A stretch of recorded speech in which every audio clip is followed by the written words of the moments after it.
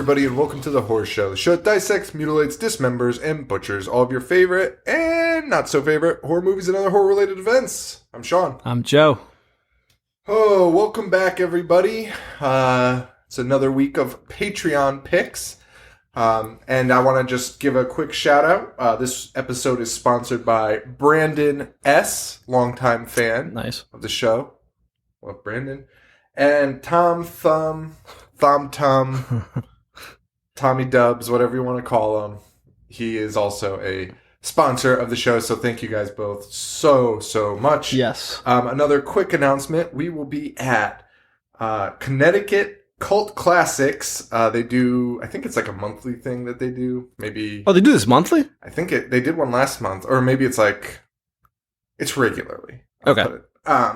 So do you know what it was last month? No, I don't. But you can vote for the next one, and they had like gore night, things like that. Nice. And this night, it's September 17th. It's a Saturday night, 7 p.m. to midnight. It's $10. It's in Seymour, Connecticut. Check them out at ConnecticutCultClassics.com. And September 17th will be Stephen King night. They're doing Christine and Creep Show. So, should be fun. Yeah, can't wait. I can't wait to dress up as Stans. Is that a movie theater? Stans, yeah. It's this cool movie theater called the Strand Theater, and they do a lot of they do Rocky Horror Picture Show and things like that there. So it's going to be a cool night. Saturday, September 17th, 7 to midnight, $10. So check them out. Now, I feel like we have such a small amount of fans from Connecticut. Dude, I don't think we have any fans in Connecticut. No, actually, I do know of one, maybe two. But yeah, no. So come down. So come on down, guys. I'm hoping, because we have so many listeners that don't interact with us. Right. I don't know if our crew's intimidating on Twitter or something, but guys, just tweet us. Yeah. We don't give a crap. Come down and say what's up. Yeah, say what's up, and check it out. Really just support them. I think that's a cool thing they do. Connecticut never does cool shit. So agreed. When I saw it, I was like, oh my God. So I'm very excited to do that. What else were we saying? I don't know. You were about to say something. I interrupted you. Okay. Well, Patreon picks continue. Yep. If you guys want to submit a pick to us to pick a movie, feel free, patreon.com/IHateHorror. You can sign up there. It's just a donation thing. It's reoccurring, so I think it's monthly, but you don't have to do it monthly. You can do it for a month. You can turn it off, come back, do whatever you need to do. We really appreciate it no matter what, though. So thank you guys all so much for doing that. It's helps us out. It goes a long way. It goes a long way. It's seriously insane, how much we appreciate that. Really, really appreciate it. And if you can't support us monetarily, just go on iTunes and leave us reviews and stuff, and that helps us out. Oh, that's what I wanted to talk about. That guy that left us the nicest review ever. If you're out there, what was his name? It was I tweeted about it, right? Yeah, you did. Ian Hominid. Yeah. On iTunes. And we just got another one today that was the fucking bananas. Nice. Another today? Yeah. But Ian Hominid, your review was amazing. I honestly couldn't even believe it. I want to frame it, kind of. It's the nicest, kindest review of all time. And I want you to do me a favor and email me, Sean@IHateHorror.com. And we'll take it from there. But just send me an email. I want to talk to you. Because I really appreciate that. It was nuts. But now, Patreon picks. For reals. Did you... Oh, are you reading it? Oh, no. I'm pulling it up. Oh. That Ian Hominid guy compared us to an NPR program that's been on the air for 40 years. Yeah, I was like, fuck, that is the nicest thing in the world. That it was awesome. Yeah, everyone that's left one, it's been unreal. Oh yeah, they're read. all really good. I mean, they're all 5 stars. So that's what you call a humble brag, folks. But no, but really, they're all insane. They're all amazing. But that one just really, that dude wrote so nicely. Dude, my reviews of things I really love are yeah, pretty good. Yeah, I love this. It's really neat. Dude, this new one, Blink Bomber, calls us I Hate Horror Stan. That's great. Yeah, he uses Stan in it. It's awesome. Yeah, that guy was awesome too. Actually, if you're out there too, just shoot me an email, Sean@IHateHorror.com, Blinky Bomber or whatever. So this week, Booze Blood Go. That's not what I wanted to say. Casey from Booze Blood Gore, who's also a Patreon supporter. You can check her out on Twitter at Booze Blood Gore. Well, I don't know what I'm doing. That's her Twitter handle. Go check her out. She runs a horror podcast as well. It's pretty cool. And they make drinks for every episode. Yes. They like totally fucked us on that. Like we started this, we were like, yeah, we'll have beer while we do the episode. And then like we were like, we don't like beer. Well, we do like beer, but we just don't like drinking that much. We're too old for that shit. Like most nights we're sipping on like water and coffee. Well, it's not that too. Oh, I mean, it is that being old, but also I guess with sloppy, it would be a fucking nightmare to record. Okay, yeah, and I know for a fact there's one episode where I was drinking something like high strength, some high octane shit, and I remember like halfway through it, I was saying stuff. I was like, I'm gonna regret this. Like, I was like making really bad jokes. So it's just better to keep it clean. Just keep it on the up and up here. Yeah. We're not Nor. We can't drink Tiger Bone. I would. If you brought it over, I would. That's true. I would also, just to drink Tiger Bone, but that's it. So anyway, Casey from Booze Blood Gore chose a bunch of movies. I forget what they were. I just asked her too because I was laughing really hard because she was like, I picked the movie we're doing is Gothika. Yeah. We told everyone to give us 3 so we could kind of weed out and choose one that really fit something we wanted to do and something we could talk about. Not saying that you guys can't pick that, but sometimes we just know our own strengths. So she picked like Gothika and 2 like decent movies, I think. Monster at Party Beach, which is like from the 60s. Yep. Oh, a Disney movie, like a Disney original Halloween movie. Yeah. Tower of Terror. That's right. And I think she had another one. But anyway, I saw Gothika and I was like, I need to see that. Yeah. I was like, that's perfect. And I didn't think I'd seen it. So that's like part of my excitement. Like I was like, I've never seen Gothika before. Unfortunately, I had. And I clearly blacked it out because... Well, maybe I didn't black it out. Maybe it's just because it took like 6 hours to finish. So it didn't take me as long as you to finish. This is a fact. Sean had been tweeting me all week. He was like, I'm still not done watching this movie. I was able to do it in one sitting, but... Dude, it felt like forever. That movie felt so long. I said this in my Letterboxd review. There was approximately 20 twists and turns, and I cared about 0 of them. Like, it just... That's like, a really good point. Like, That's a really good point. And you saw them all from a mile away. Including the ending reveal. Like, you're like... The guy's like sweating, like it's real. Like, also, that guy plays what does he play? Plays a serial killer in every movie he's ever been in. Yeah. Because he's just Of a course. disgusting creep. Yeah, of course he's like he's like they use him at he's in Zodiac. He's in Gacy. I want to say he's Ted Bundy, but he's not. Because Ted Bundy. He's John Wayne Gacy in the movie. But yeah, he's like that. He's like your everyday dad. So they're like, yeah, make him a serial killer because he looks really scary when he gets angry. He's big. And he's big. That's the criteria. Yeah, that's pretty much it. This was released November 21st, 2003. It really felt a lot earlier than that. It felt like when I picked it out, I was like, oh yeah, I bet this is like 2000, 2001. This movie actually, I remember, had a lot of hype around it when it was coming out because it was like Robert Downey Jr.'s comeback. That's what I was going to ask. And I remember people saying, like, seeing it in theaters and being like, yeah, it was pretty scary and like I didn't see it coming. And I remember seeing it then because it also came out like the time when Michael Keaton came back with White Noise. Yes. People hyped up both those movies. And I was like, these sucked. And I was honestly, because I barely remembered the end of this. And I was like, oh, is Robert Downey Jr. the killer? And then I was actually like, that would be kind of crazy. Well, they set it up for that. Oh, totally. And it should have been. Yeah. If you wanted people's jaws to drop, that would have been the one.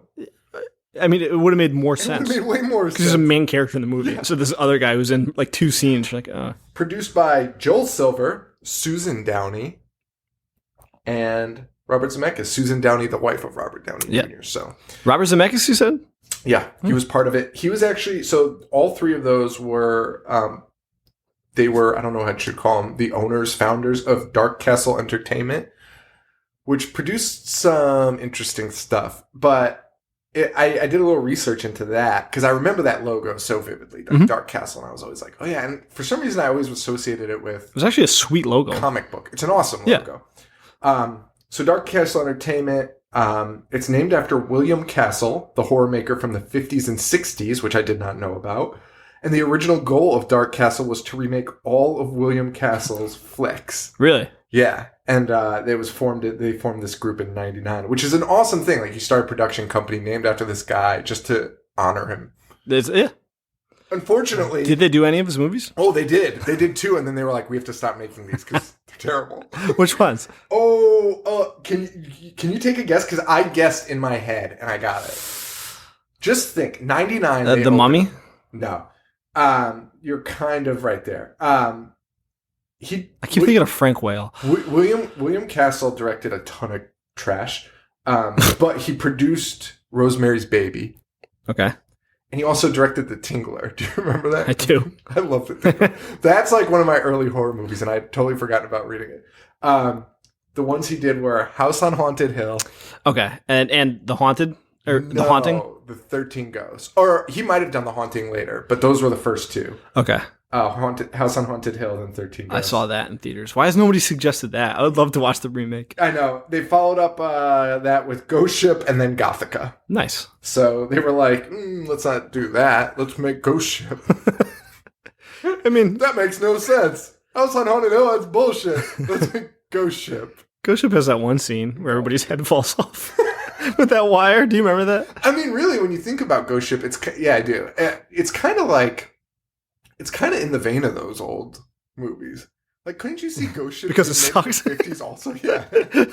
But, like, it had all those, like, weird things, like all their heads falling off. Yeah. Like, I could see that. Like, I don't know. Yeah, plus it's on a ship. Like, stupid, terrible name.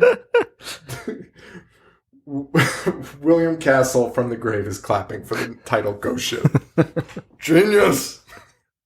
We couldn't do it because it was too close to Titanic. So they did House on Haunted Hill, 13 Ghosts, then Ghost Ship, and then Gothika. Yes. And have they done anything since? They did do some stuff since, and I don't think they're out of... I just closed my notes. I don't think they're out of business yet, but I don't think they're doing anything. Sure. Which is a bummer because, I don't know. I've always just liked them because of that logo. Plus, like, I didn't know this until you just said it, but it's a good cause to honor somebody. Even if you're not doing it the right way. I think, yeah. Oh, yeah. And then, so they did Gothika, then House of Wax, which, The Reaping, Return to House on Haunted Hill, which no one knew about. And then that's when they were like, you know what? Let's just start doing some stuff. So they do Rock and Rolla, Orphan, which was actually good, Whiteout, The Hills Run Red, Ninja Assassin, Splice. Rock and Roll is that Guy Ritchie film. Oh, yeah. I liked it. No, it's fine, but it's not like Orphan. Random. Did not like Orphan. William Castle. Oh, I don't like Orphan. I like thinking of Orphanage. Yeah. Yeah, okay. Orphan sucked. It was just like somebody that was really old, but they didn't realize. Benjamin Button. Yeah. So, Gothika. I don't know why I turned Australian. I wish that was the end of our conversation. The end of the episode. Show. All right. Sorry, my notes were down. Starring, we got Penelope Cruz. Yep. We got RDJ. Yep. Robert Downey Jr. and Halle Berry. Halle Berry. I mean, I don't know. There's just something about her. I'm not a big fan of her or her acting, frankly. I think she's the same woman every time. While I was watching this, I was like, I can't think of a Halle Berry movie that I thoroughly enjoyed, except for maybe Baps. That was really good. Penelope Cruz is way more interesting in this. See, I did not like her performance in this because I thought she just moved her head a lot. Just said weird things. True. That was like, yeah, that's very true. I don't like anyone's. I mean, Robert Downey Jr. is always great. I thought he was obviously the most solid. He was the most solid. Well, I don't know. Doug was pretty good for just being a creep. Doug? That's the husband. Oh, okay. Yeah. He's pretty. But he's barely in it. I know. I'm joking. All he does is like fondle his wife and then go home and sit on the couch. That's the majority of Yeah, then you see like a video footage of him later. And yeah, that's it. not only fondle his wife, dude, he's talking so uncomfortably close to her. Like, I know they're about to kiss, but he's having a full conversation. Like, even if my wife was talking that close to me, I'd be like, you need to step back. And this guy looks like Kingpin from fucking the Marvel universe. He's just this big fat dude, big suspenders, smoking cigar. He's supposed to be like the director of like this psychiatric institute, which is prison. It's a prison, like an asylum. Yeah, it's an asylum. He's like the director of it, but he like runs like a bunch of other hospitals. Like he's top notch guy. Yeah. And this dude's like sitting in his fucking office like he's Kingpin. Like he's just like waiting for people to bring in suitcases full of cash. And he's just smoking cigars constantly. And he's just like, pretty sure directors of like asylums aren't making that much bank. And they're just like, and they're people busy. are trying to do good. Busy doing paperwork. Doing real work. Yeah. It's so insane. And yeah, we'll get to that scene though. So Halle Berry's a psychologist. Yeah. Robert Downey Jr. is a psychologist. They both work in this asylum under Doug, the husband. That's the only guy whose name I'll know in this because I'm just going to refer to everyone else as the actor. The first name. And Halle's case is this woman, Chloe, who's Penelopes. Penelopes. And she's kind of going crazy. Chloe is going crazy in her cell. And she's, or not in her cell, in this interview, she's talking about being possessed by the devil. She's being raped in her cell. And Halle's like, there's no way you're being raped. I have to say this now, in case I forget later. We don't need to talk in detail about it now. But at the end, like, she's fine. Like, it doesn't, like, it's so crazy. She's saying that she's possessed. And I thought the story was going to, like, focus around her and, like, an actual devil. And at the end, she's, like, free. And she's like, oh, I'm leaving now. Actually, I'm not possessed. Actually, that was a real guy in my cell, which I probably could have told you who it was. Yeah, that's a very good point. Like, yeah, it's this guy with a fucking tattoo that I knew about this whole time. And instead, the whole beginning, like for many scenes in this movie, whenever Halle's talking to her, they're like, she wasn't raped, she's delusional. They use so much medical terminology too, and it just takes you out of it because I'm not against medical terminology, it's fine, but Halle Berry is like, stop it. She's just riddling shit off to the point where you can't even catch what she's saying. And be like, oh, that's interesting. Yeah. Like, she talks in strings. There's like several sentences of just nonsense. Like, oh, that's... Robert Downey Jr.'s like, yeah. Obviously, we're going to break down this movie like we always do, but like I needed to hit on that last part. And also, this movie showed you things, and then like it would be 15 minutes long, and then it would show you the character who would have a flashback and talk about the thing that you just watched for 15 minutes. It would last another 15 minutes. It would last another 15 minutes. And there are several... and this is why it felt so long. Because you're just like rehashing everything. And the dialogue between Halle and Robert Downey Jr.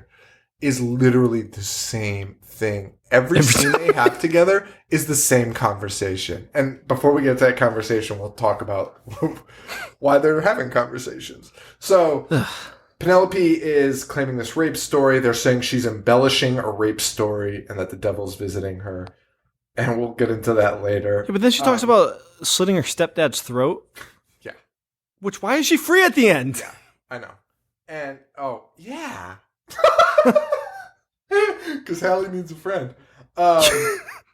And, yeah, it's crazy. So Halle goes in, tells her husband Doug about this woman. She's like, I don't get it.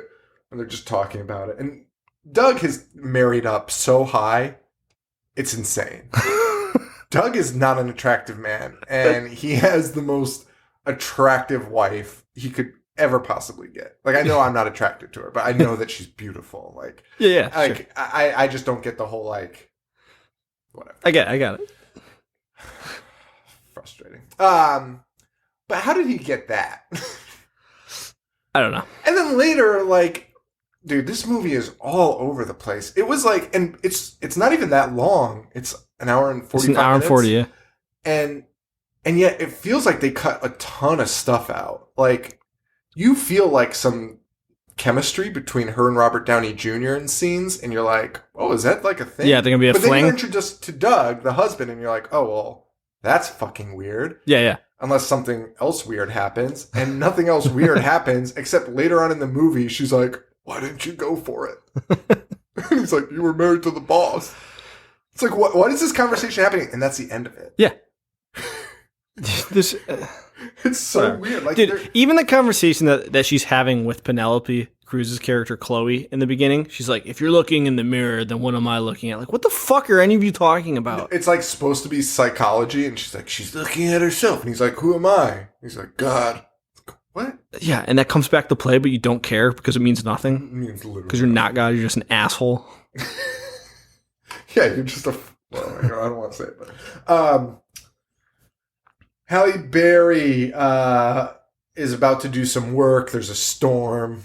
Robert Downey Jr. kind of being a little creepy, right? Like, kind of giving. He is, and why, like you said before, is why you thought he might be the bad guy at the end. Like, even my wife was like, "Is he going to be the bad guy?" Because he's kind of creepy. He's butting in. You can tell he's kind of attracted to Halle, and he's just like awkward. And Halle's like she's doing laps in the pool at midnight. Of course, when the power goes out. Oh my god! Remind me at the end. There's a scene in the pool that pissed me off so much. And but I love this scene because she's walking out, and there's like this big, fat, chubby security guard working the desk. And why is every security guard in movies like the happiest guy of all time and just an idiot and loves slapstick comedy?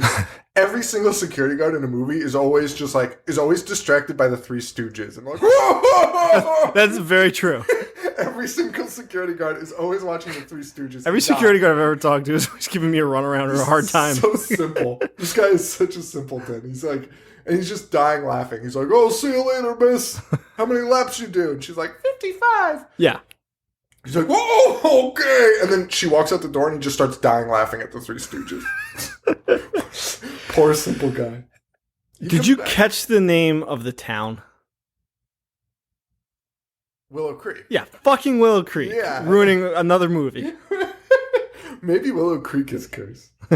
We should go out and do like a Blair Witch movie in Willow Creek. And we're just like approached by really bad movie ideas. Wouldn't that be Willow Creek? Well, except Bigfoot's not a fat naked woman. Although we found out that was a lie. Wait, oh yeah. I forgot about that. Which I'm going to choose to forget that. Can we just choose to forget that and just think that they made Bigfoot a big fat naked woman? Because honestly, who told us that? Was it Paul that figured it out? Of course it was. I don't know. It couldn't have been Paul. No, I think it was. I think he was like, it was a Bigfoot prince. He watched Willow Creek? Yeah.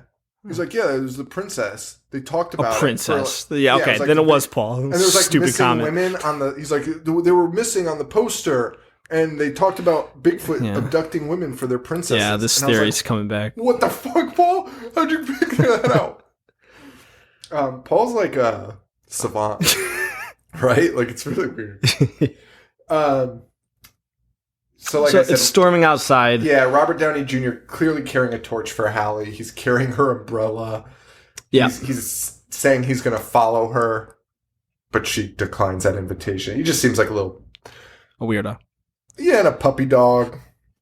Got a puppy dog kind of thing. Yeah, and they're in Willow Creek. Miranda's driving home. There's a big detour, not that that matters. She starts going across this bridge, and she sees a girl in the road. Yep. Just appear. Swerves off the road, fucking wrecks her car. She gets out, and she just she's telling the girl, like, we'll take you to a hospital. We take you to a hospital. It was really weird, though, because she's like, she can actually, like, you expected her to get out of the car and the ghost to be gone. Yep. Right? Like, that's what you're expecting. She's still there. She goes up to her. She can, like, touch her and, like, hold her. Yeah. And be like, we're gonna get you help. So I was like, oh, this is different. Until the ghost just turns into a ball of flame. A ball of fire. But before that, dude, the camera work in the scene pissed me off so bad, and they do it again later on in the movie because they just swirl the camera around in circles. Yeah, and the camera work in this is fucking stupid. Noticeably bad.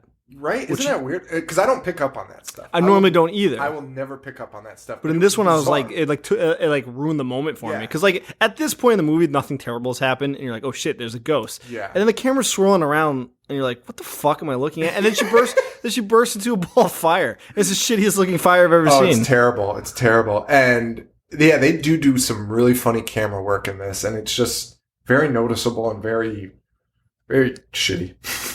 Yeah, so she's on fire. She touches Halle, and then Halle wakes up the next morning, and she is in the asylum as a patient. She is, and Robert Downey Jr. comes in with the nurse because Halle's losing her mind. She's like, get me out of here. I don't belong in here. And Robert Downey Jr. comes in with a nurse and is like, take care of her. And the nurse basically just beats the shit out of her. Dude, Like, the nurses in this movie, there's so many body slams. dude, they don't, like, fun fact, guys, don't be afraid of hospitals because no nurse will ever do this to you. And if they do, they will be arrested immediately. Yeah. Like, okay, there is a procedure for this, and there's like gurneys, and you strap them down. I mean, I don't even think you're like legally supposed to strap them down unless you're like fearing for your life. I think you just lock the door and leave. Like, you just like, till they wear themselves out. Like, Yeah, which also they could have done later on in the movie when she's running into the walls. She's trying to kill herself. Like, no. it was crazy. It's pattern walls. It was insane. And, but this nurse basically just beats the shit out of her for like 3 minutes. Yeah, like when I was because I taught in the inner city and they train you in it's called PMT training, Yes, and it's yeah. restraining techniques if like somebody has a weapon or if there's like a very Yeah. vicious brawl, and like you you don't body slam somebody, No. you will be in trouble. And I also love that way after he beats the shit out of her, he still doesn't restrain her. She's just like, all right, I've had my fun. Yeah, and then just sits in a chair. It was like, yeah, it's like winning a fight. Like, yeah, I just Yeah, fucked you up. I'll sit back. That's right. Like, sit the fuck down, Allie. 7 foot tall man just beat the Try shit it out of me. again. That's what it was. It was crazy. And she's fanatic, and they have this scene that's kind of cool if it wasn't for Halle Berry fast talking these medical terms so much, because you could not follow what they were saying, but the gist was Robert Downey Jr. was basically like, what would you say in this scenario? Yeah. And she like starts going through the process and like what she would be basically diagnosing herself with. Yes. And it's cool, but she riddles him off like a fucking lunatic. It would also be cool if Robert was like, yeah, I believe you, but it turns out he does not. Except then he does, and then he still doesn't. Like for the rest of the movie. Shit actually is happening, and he's like, oh, wow, that's crazy. And she's like, see? And he's like, no. Like, what? There's so many characters that happens to throughout the movie. Dude, like everybody. Oh my god. It gets so frustrating. At this point, I'm like not even turned off by this movie yet. No. Like, I'm like, okay. So he also tells her, you know, he starts having her really... He tells her I'm on your side even though he's not, and that's immediately after she gets body slammed. I just wanted to point that out. Yeah. After he was like, and he like his exact wording to the nurse was like, please take care of her. Like a mafioso. Snaps his fingers, Yes. light a cigar. Tell her to sleep with the fishes. So he starts leading Hallie through recalling her evening that night. Yes. Except it doesn't go the way we saw it. She gets out of her vehicle. She's at her house somehow. We see her open the gate. Yeah, but this is, before you finish this we just saw what happened in the car, and they Right. show the entire thing again. Well, yeah, because then, so we see her go to her house, open the gate, and Doug is just sitting on the couch. And at this point, I'm like, oh my God, I've seen this fucking movie. And I'm like starting to get depressed. But then she's like, wait a minute. And then it's like, woo! And it like rewinds, and she like relives the night again, and then sees the girl again, which again, we had just seen, and we relived the whole thing again. Yeah. She's like, there's a girl. And Robert Downey Jr.'s like, you're nuts. It's so unbelievable. She would see a girl while driving home. Like, why? Why is like, it's so crazy. It's not, and I don't think you're supposed to say that to a psychiatric patient, especially when you're like trying to get information from them. Like, because we find out You're lying. Hallie killed her husband. Bum, bum, bum. Yeah. So you'd be wanting to get as much information about this night as possible. And she's like, there was a girl. And he's like, all right, stop it. Just stop it. You're getting ridiculous now. Well, you're the one talking to an insane And she's person. not even claiming that the girl was at the house. There's just a girl on the road. She's like, There's no reason anybody ever would disbelieve you for saying that. Yeah, and I think she even just said, there's another girl, or something like that. And he's like, get a load of this one. Hey, nurse, come take care of this wackadoo. Can you imagine coming over and be like, hey, Joe, I saw a girl on my way here. I'm like, fuck you. You're fucking full of shit. Hey, nurse, pound some sense into this girl. This girl's nut. So she reveals this to her. Hallie has a breakdown. And also, would they put an ex-psychologist, an ex-psychiatric person in the public population? Dude, I have that general same population? note because the next scene she's sitting next to Chloe and just having a casual conversation with her. And she's like, Chloe's like so understanding of it too. Dude, yeah, it's crazy. It's Halle's like, I'm not crazy. Like the typical conversation. Anyone could have written this movie if you gave them that line. Like, and have like the same words. Because Halle's like, I'm not crazy. And Chloe's like, none of us are. Well, no, actually, you're all crazy. Chloe, you are crazy. Because you said there's the devil raping you and it's just the fucking guy sitting 2 feet away from you. You could just point it to him. And you slashed your dad's throat. Yeah. That's the more concerning part. And you're saying you're possessed, which never comes through in the just movie. Lying. So you're just straight up lying. Yeah. So she's in the general population, which is insane because she used to work there. And that just would never happen. She goes back to her cell after talking to Chloe for a little bit about how she's not crazy and doesn't belong there. And she sees like a fog. Fog fills up the window and it says... It says LOL at first, and I was laughing so hard because I thought that's all I was going to say. I mean, if I were a ghost and I got somebody like... Well, am I going to give away the ending with this? Listen, if I were a ghost and I murdered somebody, which isn't what happens, but... and then I watched somebody else get caught, like, arrested for the murder and put in a psych ward, and she's a psychiatrist, I'd probably LOL on the wall. I'd troll him so hard. I'd be like, this is the craziest thing. I had no idea this was going to happen. What a weird coincidence. But it says not alone. It says not alone, which comes back. And then the camera work, again, is super fucking shitty. Yeah. Like, noticeably bad. Why did they do that? It's so weird what they did. Yeah. It's fucking bizarre. Then we cut to a shower scene, right? All right, another shower scene. Second week in a row of shower scenes. First we get the maniac cop. Except this one is all girls. Which I hate even more. And they don't even indulge you with a little nip. Nothing. Although kind of, I don't know. No. Listen, here's my problem. I don't want to see women in shower. Like, okay, so there's the women in shower scene from the 80s, which is just like the biggest, fakest plastic boobs. And those are fine because it's just funny. But this is like realistic looking women, like normal women. Okay. And it always just seems filthy in that sense. You know what I mean? No. I just don't like it. It's like I shouldn't be seeing that. That's a private environment. That's a woman's bathroom. I don't want to see a bunch of women in there. It's like the Carrie shower scene. Well, that was... Whatever. Listen. Just give me the 80s version. I like that a lot more. Well, so they're in the shower regardless. And Hallie's freaking out because everybody's face has like a Snapchat filter on it. That's a great joke. They're all fucking distorted and like stupid looking. It looks exactly like a Snapchat filter when you like turn and the angle gets fucked up. Yeah. And you're like, oh shit, that was kind of cool. Not what it was supposed to be, but it's exactly what it was. Yeah, like it wasn't scary. Like some people had like big noses, we had like small mouths. Stupid. Yeah, it was a lot of the face morphing ones. Like your chin gets really small and your fucking forehead. And your eyes get bigger. Yeah. So she's freaking out, and then she sees the ghost that she saw. Yep. And the ghost is stabbing her, slashing her. Yeah, I guess. And you're like, okay, cool. And then, they're like, I just hate movies where something is happening, and in the movie, this is like really happening. So, like in reality, the ghost did stab her. Correct. The ghost slashed her. Yeah, everyone's like, this fucking girl just cutting herself up. Like, no one said anything. Like, there's so many witnesses. I guess they're not mentally stable, but it's in the most secure place ever. They don't believe anyone ever. Robert Downey Jr. is just like, shut the fuck up. That's insane. Dude, I wish. I do not wish that. That's how people really talked in the same asylum. Oh, yeah.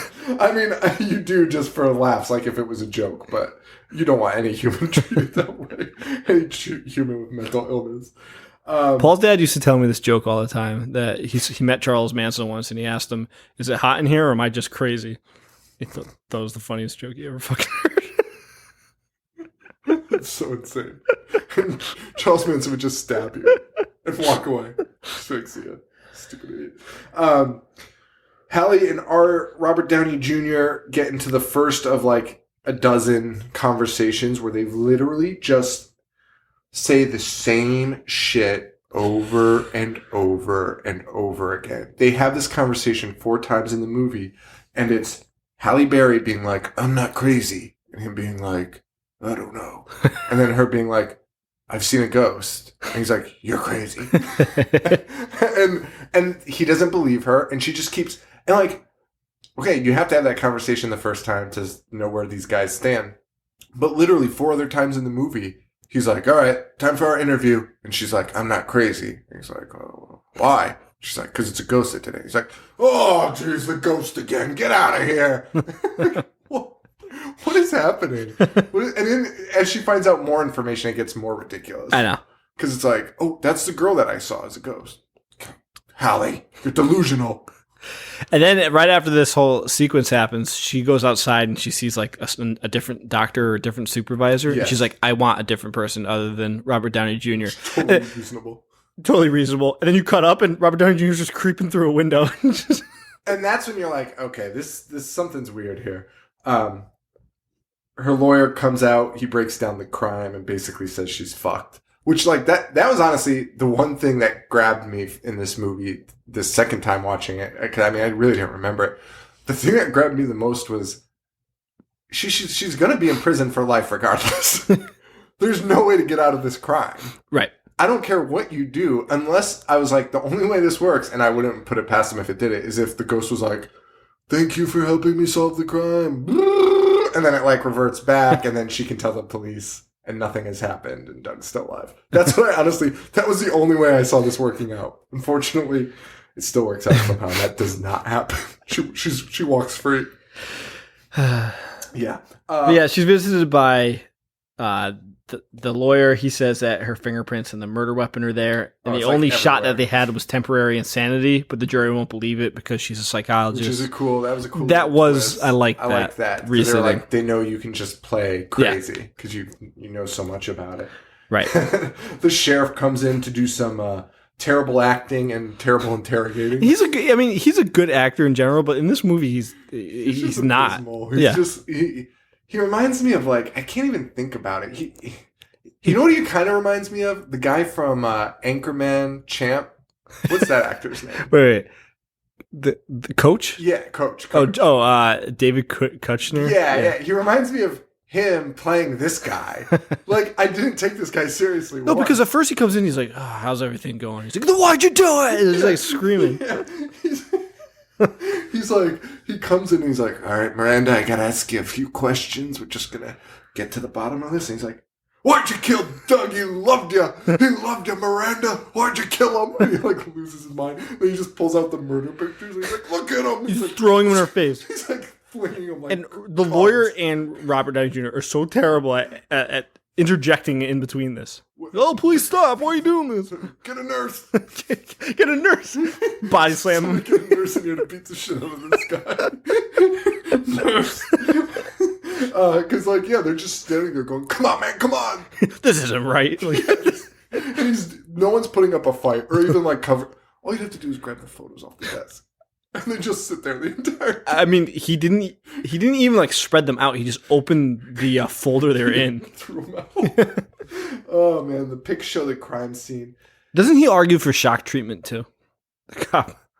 Yeah. I don't know how. It's 2003. He's like, just shock her. She sees a picture on the desk and it says, not alone. Dude, before that... Wait, is that the arm thing before? Is the arm thing before or after? No, it's during. Oh, okay. It's during. But when the cop throws the pictures down, I had to write this down. He was like, I had to pick him up in pieces. Oh, yeah, that was awesome. And for some reason, I just assumed that she had, like, bludgeoned him to death. Yeah. But it turns out she fucking chopped him up with an axe, which I love axes. Yeah. Axes as murder weapons. Then she starts bleeding from her arm, and they're all watching it. Yes. They're all watching because she has a bandage on from the shower scene, and it starts bleeding profusely, and it says "not alone." And Robert Downey Jr. should know that it didn't say that beforehand. Okay, exactly. This is honestly where I was like, "Fuck this movie," because this makes no sense. Because they have this huge conversation about her cutting herself. And it's like, oh, why'd she do it? Like, I don't know, she's nuts. Yeah. And like they have this long conversation between her and the medical staff, or Robert Downey Jr. and the medical staff. And you think they'd be like, why'd she carve not alone in her arm? Well, oh yeah, she wrote that on the murder scene. Done and done. But instead it appears and everyone's like, Like no one thinks any different about it. Right. And it says not alone in her arm, and it starts bleeding profusely and then stops when she removes the Band-Aid. And then there's another flashback to the scene that we've already seen. Dude, that flashback happens so many times. And it doesn't even... I think in this one, they don't even add anything. It's just the same thing. It's the same In case you forgot. I think later on, they finally show you the whole... Yeah. And I mean, you don't even get to see that murder. Well, it cuts away right at it. Yeah. Lame. Yeah. So Miranda ends up meeting with the DA. I think that's who that was, right? But basically, she's there. I think she's there to like basically talk about getting like pleading guilty or like a plea deal or something. Oh, I didn't even know who that guy was. I just know that. Yeah, I don't think they even explain it. I just assume because she's like crying and she's with Robert Downey, and I think she was there to be like, what do we do? Like, or if he was a judge or something. I think it was something like that where she was going in to basically, this is it. Right. Because she's crying. And then she sees a picture of a girl, and it's the girl she's been seeing, the ghost. And she's like, who is this girl? It's like, oh, that's my daughter. Yeah, and she's like, that's the one I seen. And he's like, that's impossible. Yeah, that's impossible. She's dead. Yeah. I fucking hate that delivery so much. I hate that. This guy was aboard. You would never do that about your kid.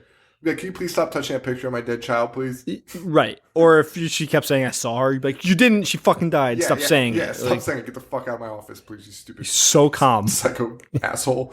And instead he's like, it's impossible. And like, just melodramatically, he's just like thinking. He's like, she's dead. You're like, oh, all right. And she had died 4 years ago, we find out. Yeah. They found her in a riverbed all bruised up. Yeah. And Miranda, of course, immediately was like, it was murder! It's like, why would you... Okay. Then Miranda, she goes back to the asylum, but as she does, Penelope Cruz is making the stupidest face I've ever seen pressed against the glass. Did you see that? There's no reason for her to do that. None. They're pressing her entire face against it, like sticking out her tongue. It was so stupid. And, Miranda's in her cell, and she starts like... She's like doing crazy talk, but it's not crazy talk. She's like, I'm a rational person. I don't believe in ghosts. And she just goes, open the cell. And the cell opens. Why would a ghost open a cell to that? Like, is that reverse psychology? Ghosts are so easy to trick. This is what I learned in psychology. Oh, this would have been a great movie for Mangler experts. Yeah. Yeah, it would. They should have had one. Yeah. They really needed Robert Downey Jr. should have called someone up. I know about... Well, we actually get a Mangler expert in next week's episode. Amityville 2. Yeah. Another Patreon thing. Yeah. Fucking Mangler. So basically, Robert Downey Jr. starts investigating, looking into this girl. It says that she committed suicide. Or no, Robert Downey Jr. isn't... I don't know what happens, because Halle Berry gets out of her cell. She's roaming around. She's using a screwdriver to break into things, which is insane because this is a jail for the criminally insane. And she's able to just like, ding, ding, ding, ding, and like doors are opening up. Yeah. Just banging it with a standard Phillips head screwdriver. Wait, did she already throw herself into the walls? That happens later. Okay. That's her second escape. Okay. Because after this, Robert Downey Jr. is like, you pull this stunt again, we're shipping you to... Fucking... I don't even know. What's that one on an island? The Rock? The Alcatraz? We're shipping you to Alcatraz. Make some bold statement. Something tells me you're not shipping her anywhere since she shouldn't be in this facility to begin with. Or the fact that she can escape. Like, why is that on her? That the door opened up and you have it on film, but that's fine. But she runs into, everything's on film. Everything's on film. She runs into Robert Downey Jr. RDJ's room and turns on the computer, and up on there, I don't know if he was looking at it or if the ghost pulled it up for her. And it's the local girl commits suicide. It's the same girl. She sees him on a closed circuit security camera. She sees her down there, so she runs down there And this is when we see, dun, dun, dun, Chloe is actually being raped. And there's a man with a tattoo in there. Yes. You know. I don't know what I want to say about this. It's just annoying. Because it turns out this is a man's chest tattoo. And for some reason, his chest is like... The guy would be like 12 feet tall if his chest was where it was in that window. Yeah. Like, it made no sense whatsoever. And, like, you would at least see his face. You definitely would. I don't think they keep prisoners in cells in the dark. I think they have a light. Yeah. Especially in asylums like this. Yeah, like... It's very weird. So she sees this, so now she's with Chloe on this one. Yep. Now, we actually get like a Chloe and her conversation in the courtyard of the prison. Hallie's basically like, "I believe you. Why does he do this to you?" And again, why is she not like, "Oh yeah, it's this guy that we see daily." Yeah, I don't know. You know him. I know him. He's walking around the halls. Spoiler alert. Yeah. Yeah, it's so weird. And then they catch Miranda, of course, Halle Berry, and they lock her up again. They give her a talk and say, "Don't do that." And then she escapes again because the ghost is beating the shit out of her. What's this ghost's motive? I don't know, but it's just throwing her against padded walls, and the security guard's like, "Oh my god, she's trying to kill herself." Yeah, they're like, "Suicide watch!" And like 8 of them are like, "Run!" Like, to come get her. Which is the point of having padded walls, is that somebody can't hurt themselves against them. Yeah. Like, she's just going to get tired. Yeah, exactly. But no, they go down to check on her, and how did she even attack those guys? I don't remember, because the next thing I know is she's running away. She's running away. And they're still, it's the same 2 guys are chasing her, and she runs into the pool room, and she jumps into the pool and just hides in a corner. And these guys are like, I know she ran in here, but I don't know where she went. Yeah. You can see somebody in a pool. Dude. And they had flashlights. Why is the pool room always so dark? But it was only that corner. Well, half the pool is like illuminated. It was so illuminated. But and yeah, it's insane. And the hair would be floating. They had flashlights. So and you can see a person in the pool. And Halle Berry screams. She comes out of the water and is like, "Ah!" And it's indoors. It's so stupid. It's so stupid. You would see like the water splashes and she stuff. Hides in the water. And I thought this was for sure just to get Halle Berry in a wet white t-shirt. Because that's what she's wearing. Yeah. Unfortunately, that's not what you get. It's just nothing. Yeah. Except, and this is what I wrote, holy shit, this movie is way too long. Because it's just at this point, we're just like, we missed it, I didn't mention it, but there was another Robert Downey Jr. 15-minute conversation where she's like, "I'm not crazy." And he's like, "Okay." And she's like, "Why do you say that?" "Because I saw a ghost." "Oh, you're crazy." Okay, great, sweet. And that lasts for 15 minutes. It's just fucking bullshit. She's like, "I know Hall didn't kill Doug. There was another girl there. That's what not alone means." It's like, why would you say that? You don't know what that is. She does not. She has no idea what that means. Then she steals a car. Well, thanks to the security guard. No security guard would do this. No security guard. She runs up. She's running from the cops. She's hiding.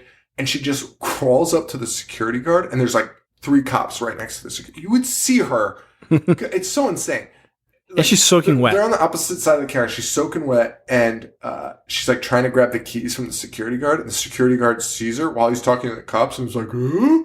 And the cops are like, "Hey, what'd you just see?" He's like, "There's something on the screen. Go get him." And the cops are like, "Oh, okay." And they just march away.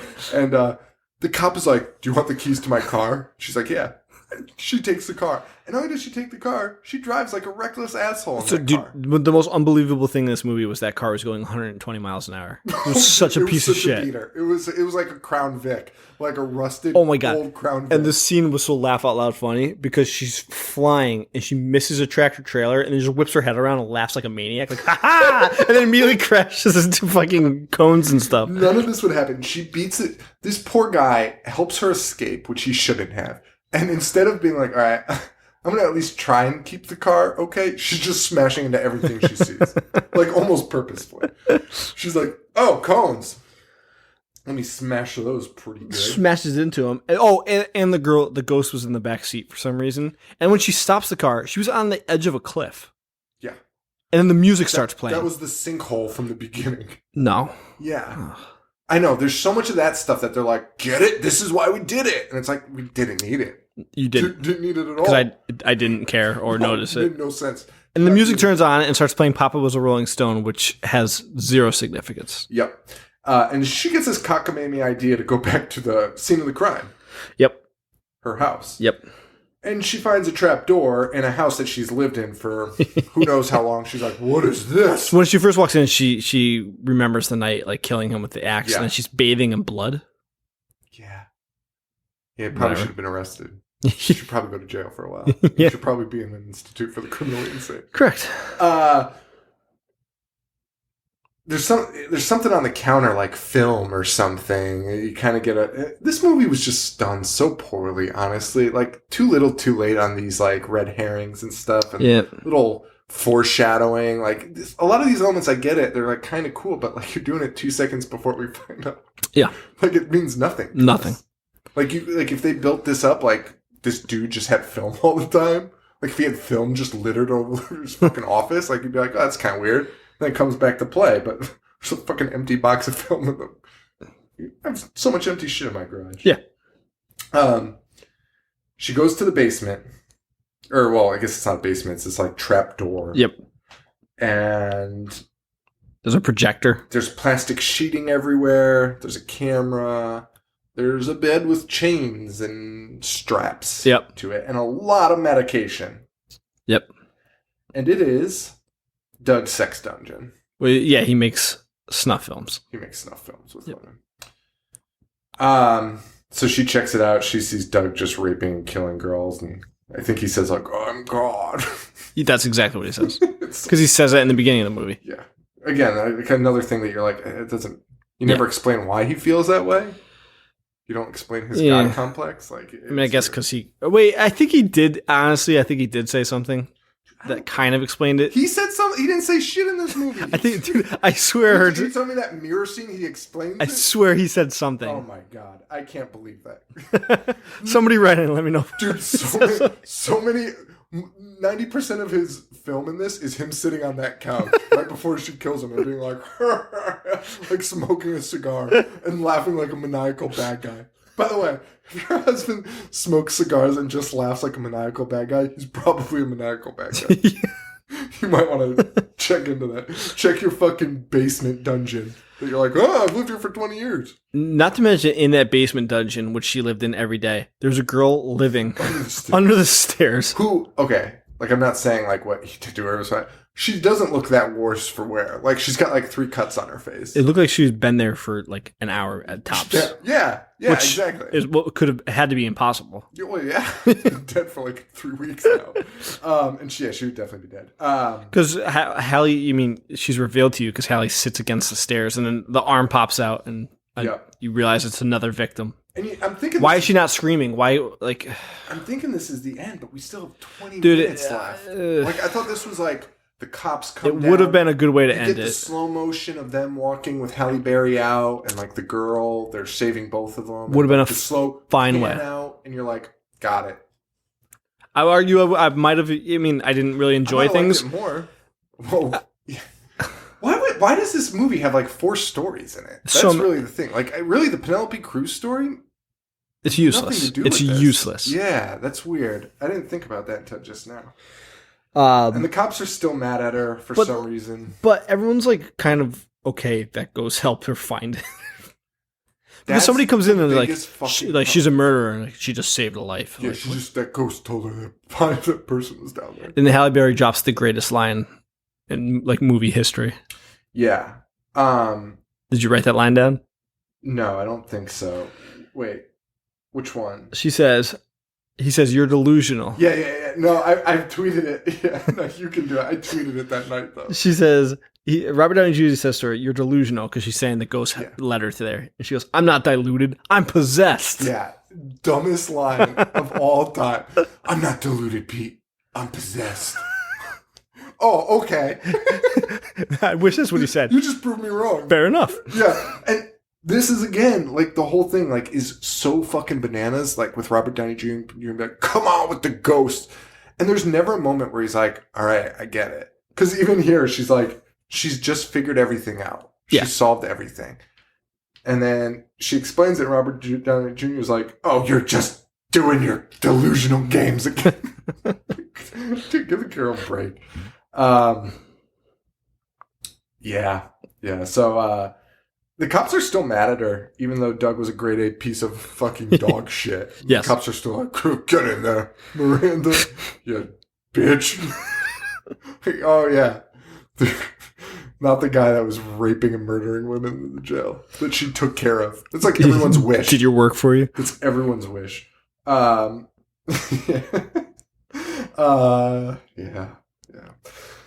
And I can't stop laughing. She's explaining Not Alone, and there's like how there's like more than one killer. Yeah, not alone means there's more than one killer. And she's talking to the cop, the other main cop, the big one, the one that was like, "You killed Dougie." Yeah. And he's the sheriff. I laughed so hard at this scene because she's like, "I gotta tell you what Not Alone means," and he's like, "What does it mean?" And then it cuts, and then it's like a sweeping from the left, and you see. It was just so stupid. It's like something out of Happy Days. Now, when it pans across the cell is wide open, and Hallie's like sitting like if she had a chair, she would have been sitting on it like AC Slater. Yeah, yep. Because she's like got one knee up on her bench, and she's got fucking lunch on the thing, and she's just eating and talking, and she's like trying to talk, and the other cop is just sitting there going, and he's on the other side of the cell, but it's wide open, and it's like supposed to present this ridiculous thing, and she's just rambling, but you just hear her say, because it's just a sweeping shot, and she goes, and she's being raped by a guy with a tattoo in flames. Get it? And like it sweeps, and then it's like, no, he doesn't get it. What the fuck are you talking about? You're making no sense whatsoever, because that has nothing to do with anything else in the plot. Yeah, you sound exactly like a maniac that belongs in an asylum. This woman's getting raped in a prison. We don't know who it is, but it's a ghost, and we think it's a ghost, but he's got a tattoo. It's got flames, and it's Mexican. And he was in cahoots with my dead husband. He's in cahoots with my dead husband somehow. I think. Don't know. But Doug killed these whores. Well, they're not even whores. They're not whores. They're normal girls. They're abducted girls, yeah. And the cop says he believes her, and it's so clearly the cop at this point. He starts like unbuttoning his shirt. He's sweating profusely. Like there's no element of like trying to like let this ride out. Like, and he starts making her break. He's like, "So what do you think this guy would be like? What do you think this guy is?" And she's like, "Well, he probably killed animals as a kid. He probably like skinned his knee on his bike once. Big time mommy issues. His dad probably wasn't around." And like the whole time the guy's like doing the neck ring like it's like so fucking absurd. And he's like, "Oh yeah, go on." And then it like just abruptly ends. Why is he like, all right, so spoiler alert, just lock the it's him. He has no need to indulge in this conversation. And he just reveals himself. Like there's no point where she's like, yeah, she doesn't. Wait, it's you. Him. He's just like, yeah, it's me. Yeah, I'm going to kill you. He's like wringing his neck, and he's like, "Okay, well, you know what, Miranda? I think it's just time." It was me. He could have easily just walked out of the cell and be like, "You're nuts. Lock. We're done." No need to have that conversation with her. And instead, he's like, "It was me." And you just wanted a free psychological analysis. He's like, "Oh, that was good. Good therapy." And he starts attacking her. And just saying, you know. And he has a syringe, and he's like, "Once this gets you, you're fucked." And then she sticks it into him, and he's not fucked ever. He's totally fine. The rest of the movie. Until he's not fine. Well, oh my god, when he's not fine. Can we just skip there right now? Well, I just got one more thing to say, which is, I don't remember. I forgot what I was going to say. I just hate in movies when we're so close to the end, and you did such a poor job explaining the movie that the main bad guy has to just walk around while the girl's hiding and be like, "Here's why we did it. He's talking you through it. It's been happening since this date. Doug did this. I did this." This guy is so put together, and he just turns into a rambling madman so quickly. Admitting to everything. There's no need for him to do that. And this is a police facility that, like, a huge case is going on. They don't just... Dude, 5 o'clock didn't come, and they were like, "All right, we'll hit this murder case on Monday." We've got a fucking girl that we just found, and Miranda going on, and meanwhile everyone's closing up shop at 5 on a Friday. Like, what are we talking about? Pretty sure the police work 24/7. Yes, especially on a big case. So this guy is just explaining everything. You're right, because it's terrible filmmaking. Yeah. He's explaining everything out loud, getting more and more, turning more and more into a lunatic. Yeah. And shows all of his tattoos. Shows all his tattoos. Which I wish were Tupac tattoos, but they're not. It's a thug life. The AK-47. Yeah. The Gucci Mane ice cream. That's yes. on his face. He reveals his face tattoo. That would be something. He's got Lil Wayne face tattoos.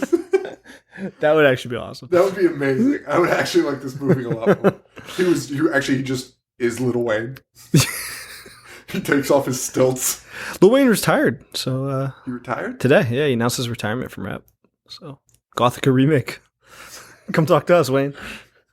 Never talk to us again. So he's chasing Hallie. Yeah, he's trying to shoot her with the gun. He gets into a room and he sees the girl, the ghost, and what he says, he sees her and he says, "This isn't logical. You're already dead." and then somehow sees Miranda's face on the body, even though the body has white hands. Yep. And Miranda's a black woman. That happened actually before that we didn't mention. When she's bathing in blood, she turns into the white face. Oh yeah. Yeah. That was weird. Yeah. And and he sees Miranda and he's like, "Oh, I've got you now." And like we had seen something where like gas was leaking from somewhere in the cop's office. This is why this scene makes. But he shoots the computer. He shoots the computer. The computer explodes like it was filled with C4. So he shoots the ghost, which obviously goes right through, hits the computer, and you're right, it explodes like C4. And not only does it explode, but the fire only goes to his face. So here's what I was thinking. And this is like giving them way too much credit because it's just fucking dumb. But I was like, oh, maybe because the girl was like fire. That ghost girl had fire, so maybe that's she's the last airbender. But like, it made no sense. Yeah, that's not because it like stopped before it even touched Miranda. Like it would have blown up the whole fucking. If it was the gas leak, it went right to his face, and he turns around and he's like, "They showed a gas leak, right?" It was like, I swear they did. I mean, they definitely did Amityville too.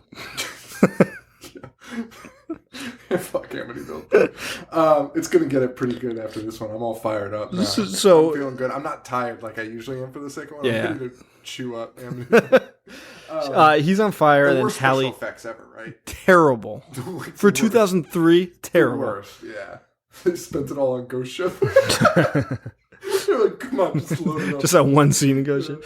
Hallie shoots him. Mm-hmm. The movie's still not over. No. Now Hallie is outside with Penelope. Dude, they're free.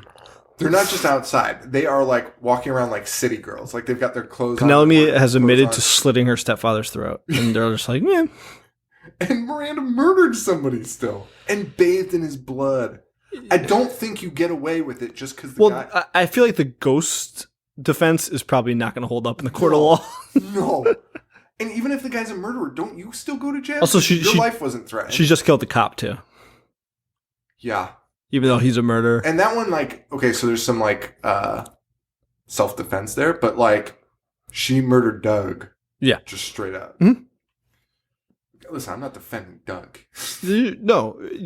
I'm just trying the to logic of the ending. She's not out walking around the next day. No, with Penelope Cruz, a legitimate murderer. And then Penelope leaves, and Hallie's walking, and she sees a boy standing in the middle of the road, and he gets run over by a fire truck, but he's just a ghost. And then it pans out, and we see a missing child. What does that mean? What does it mean? It means nothing. It's so lazy, because why does every ghost have to be a missing person? Because, like, the girls were missing people for Doug. Does that mean Doug was... I mean, Hallie had connections with Doug. Like, why is she seeing this boy now? I don't know. And then we get Behind Blue Eyes by Limp Bizkit. Just to piss me off more. And you know what? I couldn't help but think that Buzz Breadsticks told me it was better than the original. It was perfectly fit. Did he really tell you that? Yeah, he told me that, yeah. And I said, no, it was not, and he called me an asshole or something. It was perfectly fitting, though, because that song feels like it goes on forever. Just like this fucking movie does. Like, that song never ends. I do think that song was perfect for the end, because I was already miserable. Yeah, no, it was perfect. It was totally perfect. Nobody knows what it's like Fuck Fred Durst. Can we just say it? Can we say it? Sure. Fuck Fred Durst. And Buzz President. Fuck Buzz President. And no closure with Rob Downey Jr. at any None. He disappears. The last time we hear from him, he's like, Miranda, you stupid, crazy bitch. That's it. Like, you delusional idiot. This was a sloppy mess. Totally sloppy mess.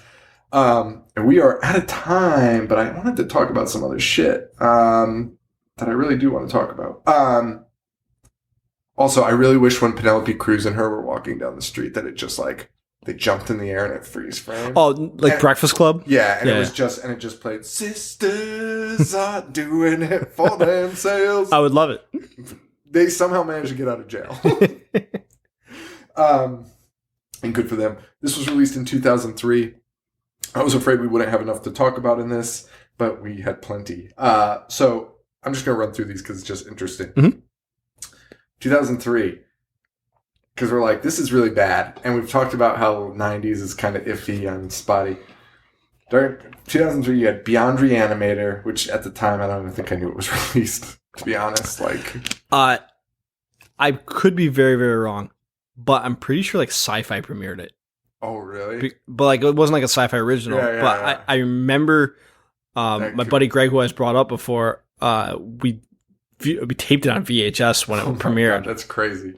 Darkness Falls, which we talked about. Yep. Final Destination 2. Freddy vs. Jason. House of the Dead. Jeepers Creepers 2. Why have we not done an Uwe Boll movie? Oh, I don't know. House of the Dead? We should probably. I would do that or Alone in the Dark. Yeah, well, I think maybe we'd do a double feature. Bring Paul on for that. He'll be so mad. I don't think he'd do it. Yeah, I think he hates him. You know, he does. Yeah. For sure. I think I've seen him get like...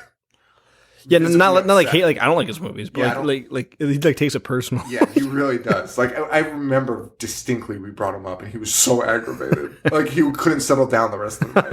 Like, that was such a blip on the radar, and he was like still so mad about it. Like I was like, "What the fuck's the matter with you?" He's like, oh, "Fucking you, Bo." I'm calling him and asking him about it.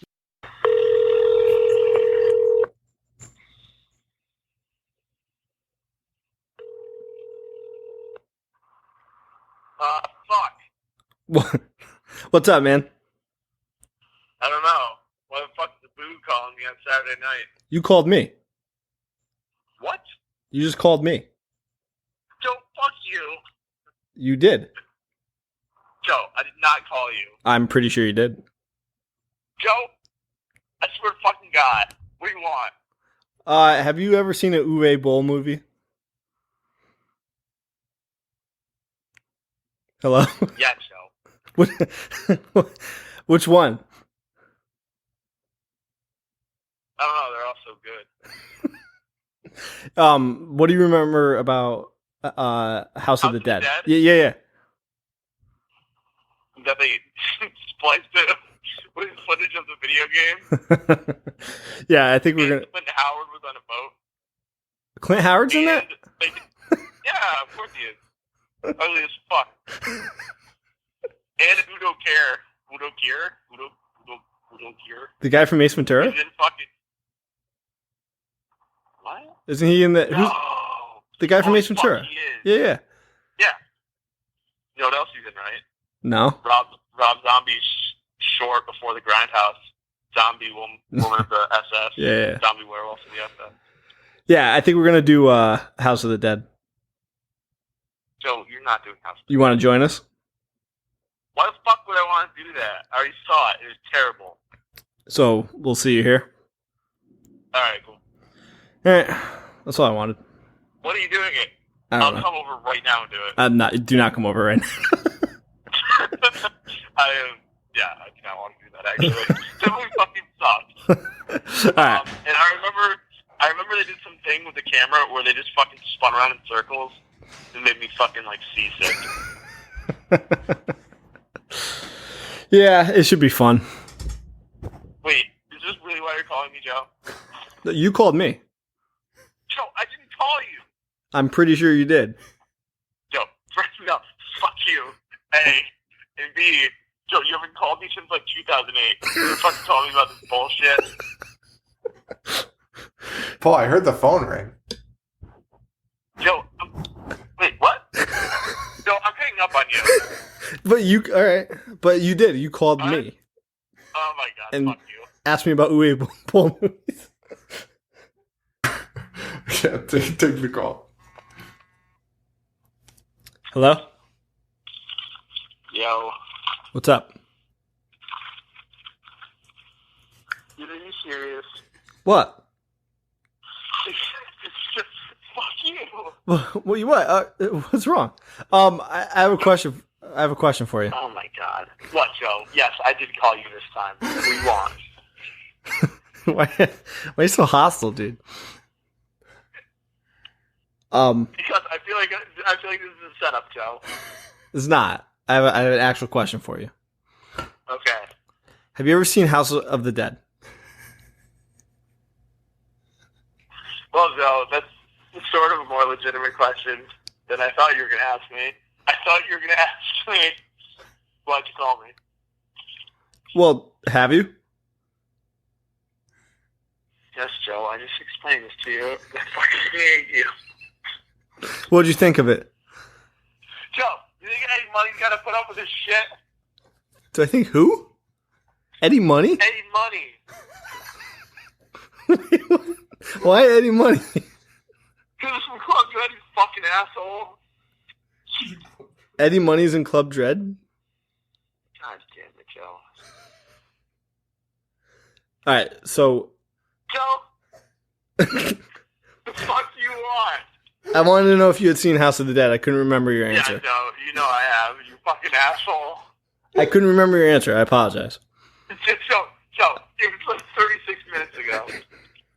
Have you seen Alone in the Dark? No. Isn't Steven Dorff in that? I don't know. Did you know that Udo Kier was in House of the Dead? You fucking have. Joe, I'm hanging up on you. Again. What? Yes, Joe, I know Udo Kier's in it. What was that? What was what? You didn't hear that noise? What noise? Yo, did you know that Udo Kier was in Ace Ventura? Yes, Joe, I didn't know that. Huh. Now that I think about it. I'm sorry. I honestly didn't remember having this conversation. Joe! You're such a fucking piece of shit liar.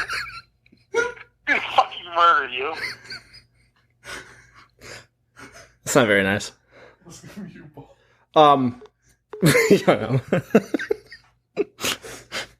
my god, I'm crying. That was so funny. Do you know who you care was in these pictures? Oh my god. Oh god. Oh, I love how he laughs, but he's so mad. I'll call him after the episode's done, too. Right. What were you saying? So Jeepers Creepers 2, Texas Chainsaw Massacre remake, Willard, and Wrong Turn, and High Tension. So Good. out of it, you have like... You have High Tension. Two. Well, I've never seen The Wrong Turns, but I've heard they're like solid. You know, they're fine. Yeah, they're fine. But the rest of that is trash. Trash. So maybe Gothika was the best horror movie that year. No. Well, no, High Tension. I would watch Wrong Turn before I watched Gothika. Yeah, you're probably right. Gothica was terrible. All right, guys. That's it for this episode. Thank you so much. Thank you, Casey. Find her on Twitter at Booze, Blood, Gore. I'm not thanking you for this, Casey. Yeah, that's a good point. We're going to piss off some of our Patreon. I'm just kidding, Casey. When I'm like, thank you guys, and we're like, oh no, actually, fuck you. Fuck you for making watches.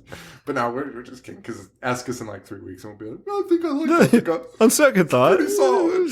Best movie of the 2000s.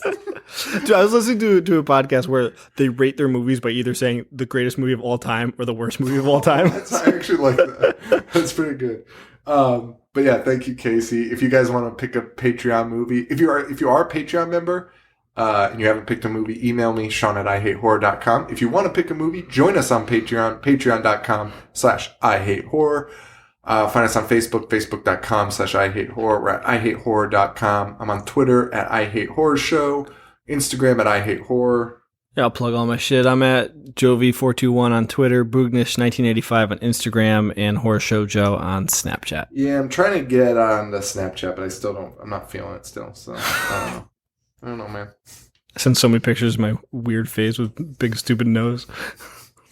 Crazy. I don't understand it.